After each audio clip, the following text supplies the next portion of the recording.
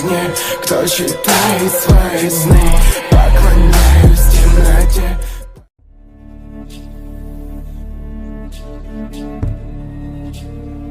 There's a spectrum with games about knights and Vikings regarding how much they lean into the popular perception of history rather than reality. Ancestors' Legacy definitely falls on the end that would make Braveheart seem like a PBS documentary, with Norse warriors screaming about Valhalla and how much fun it is to slaughter peasants. While it may not live up to its claims of being a historically accurate depiction of the harsh, brutal times of the medieval era, it is a reasonably entertaining squad-based RTS.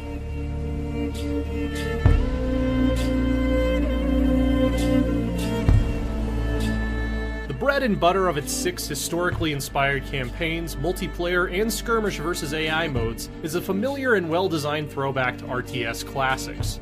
You build a main base that produces units while capturing and fortifying smaller villages that generate resources around the detailed, tactically interesting maps.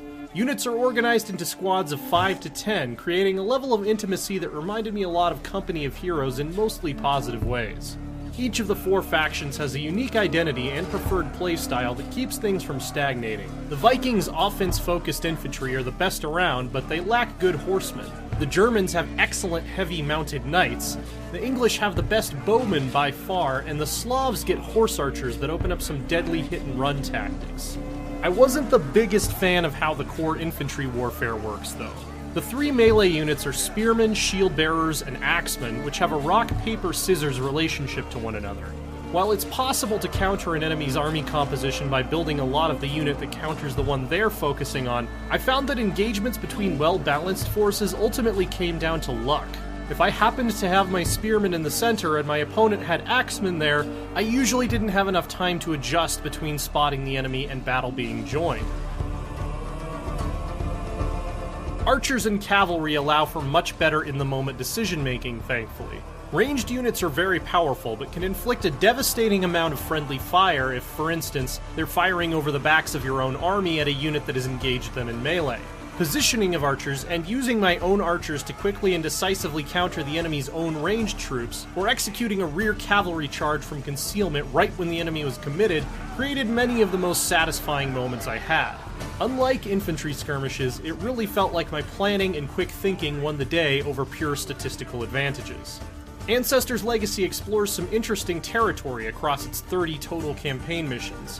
There are a number of fairly competent stealth missions, a few exciting, historically inspired set-piece battles that ditch base building to have you command a wing of a larger army, and even a particularly enjoyable excursion in which you must unite all the Polish tribes of a region, either politically or militarily, to fend off a looming German attack. Saying they can play fast and loose with history is a hilarious understatement, however. The Viking campaign in particular was almost cringeworthy, depicting the Norsemen as bloodthirsty berserkers and portraying the raid on Lindisfarne, which was essentially a small group of pirates robbing a largish, undefended church, as a siege of a heavily fortified citadel right out of the Crusades.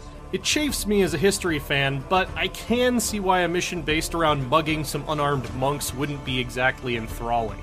A lot of the more traditional conquest missions became far more infuriating, and not for the lack of historicity.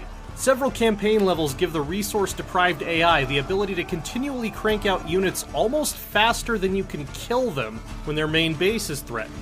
This artificial difficulty didn't add anything to those missions other than duration, which caused them to greatly outstay their welcome. More often than not, Ancestors' Legacy showed me a good time watching my Berserkers, Teutonic Knights, and Slavic tribesmen hack their way through the forest's marshes and occasional open field. The weakness in the core infantry combat, which tilts a bit too much away from quick tactical thinking and into correctly guessing how the enemy line will be arranged, was the main issue that kept me from really coming to love it. Historical inaccuracies aside, though, it scratched my itch for a traditional RTS in a way that will probably keep me coming back. For more Norse action, check out our reviews of God of War, Jotun, and Total War Saga Thrones of Britannia. And for everything else, stick with us at IGN.